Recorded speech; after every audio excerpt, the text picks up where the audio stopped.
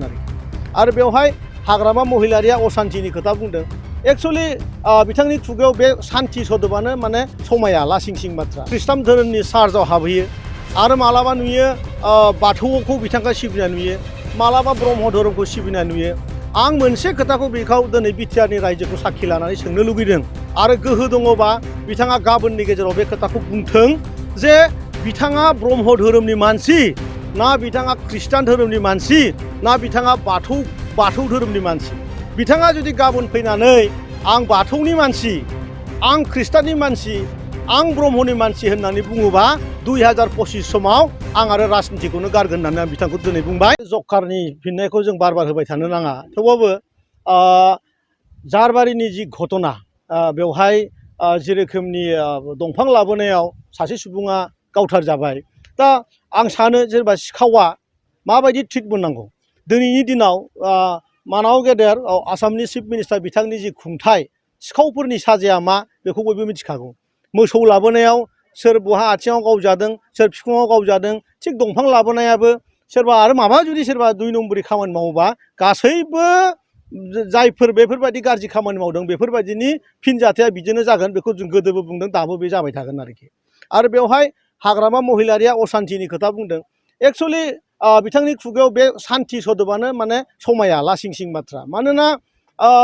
थांनाय गोलाव सम बिथांनि 17 बोसोर सासन समाव 3,000निबो सुबुं जेरावनोखि माने बेवहाय माने जिउ गोमानांगौ जादों बेसेबां मोजां सुबुङा बे संसारखौ गारनानै थांनांगौ जादों बयबो मिथिगौ AK-47 गान्दुआव दोननानै दासिमबो सालायनो नागिरनाया BPFनि सोर लिडारफोरनाव AK-47 मोनामोन थांनाय समाव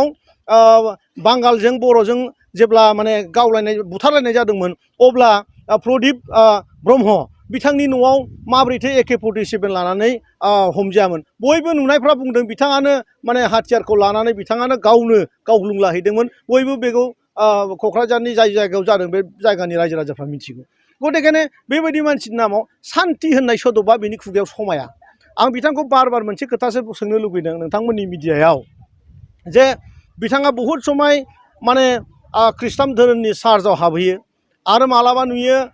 बाथौखौ बिथांखौ सिबिनाय नुयो मालाबा ब्रह्म धोरोमखौ सिबिनाय नुयो आं मोनसे खोथाखौ बेखौ दिनै बिटिआरनि रायजोखौ साखि लानानै सोंनो लुगैदों आरो गोहो दङबा बिथाङा गाबोननि गेजेराव बे खोथाखौ बुंथों जे बिथाङा ब्रह्म धोरोमनि मानसि ना बिथाङा ख्रिस्टान धोरोमनि मानसि ना बिथाङा बाथौ धोरोमनि मानसि बिथाङा जुदि गाबोन फैनानै आं बाथौनि मानसि आं ख्रिस्टाननि मानसि आं ब्रह्मनि मानसि होननानै बुङोबा 2025 समाव आं आरो राजनितिखौनो गारगोन होननानै आं बिथांखौ दिनै बुंबाय मानोना मुसलपुर समस्तियाव गोबां रां बाहायनो नांनाय नङा बिथाङा ओरैनो देरहानो हागोन गोजोन्थों बङाइगाव मेरिडियान किया मटर्स श'रुमा नोंथांमोननि थाखाय लानानै फैदों बाम्पार अफार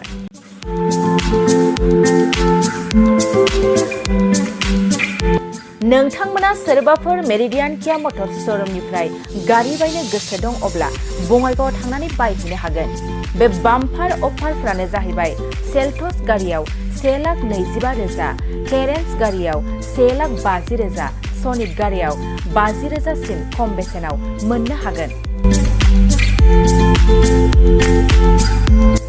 नोंथांमोना गोसो गुदुं अब्ला थाबैनो नैबे जानबुं नङाव सुलाद लाहरनो हागोन जानबुं अनजिमायानो जाबाय